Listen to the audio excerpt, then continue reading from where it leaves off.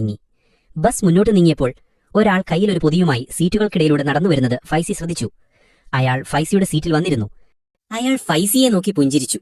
എന്നിട്ട് സംസാരിച്ചു തുടങ്ങി. എന്റെ പേര് അലവി എന്നാണ്, അയാൾ സ്നേഹത്തോടെ പറഞ്ഞു. അലവി തുടർന്നു. ഞാനിവിടെ അടുത്തുള്ള ഒരു സുഹൃത്തിനെ കാണാൻ വന്നതാണ്. പക്ഷെ തിരിച്ചു പോരുമ്പോൾ എന്റെ ബൈക്കിന് എന്തോ പ്രശ്നം പറ്റി. അതുകൊണ്ട് വീട്ടിലേക്ക് മടങ്ങാൻ ബസ് പിടിക്കേണ്ടി വന്നു. അവർ രണ്ടുപേരും സംസാരിക്കാൻ തുടങ്ങി. അതോടെ മുന്നിലുള്ള നീണ്ട യാത്രയുടെ ദൂരം കുറയുന്നത് പോലെ തോന്നി. ഫൈസി തന്റെ കഥ പറഞ്ഞു. ഞാൻ ഇന്ന് ടൗണിൽ ഒരു ബൈക്ക് വാങ്ങാൻ പോവുകയാണ്. അതിനായി കുറെ കാലമായി പണം കൂട്ടിവെക്കുകയായിരുന്നു. അലവി പുഞ്ചിരിച്ചു. അത് നന്നായി, ബൈക്ക് നല്ലതാണ്. അയാൾ ഒരു നിമിഷം നിർത്തി. ശേഷം സൗമ്യമായി പറഞ്ഞു. പക്ഷെ ഒരുപാട് വേഗത്തിൽ ഓടിക്കരുത്, റോഡിൽ നല്ല ശ്രദ്ധ വേണം. ഫൈസി തലയാട്ടി. ശരി, ശ്രദ്ധിക്കാം എന്നവൻ പറഞ്ഞു. അലവി പൊതിയിലേക്ക് ചൂണ്ടി.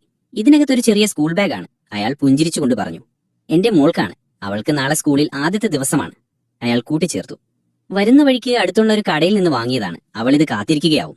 അവരുടെ സംസാരം തുടർന്നു. ബസ് കുന്നിൻ ചെരുവുകളിലൂടെ പതുക്കെ നീങ്ങിക്കൊണ്ടിരുന്നു.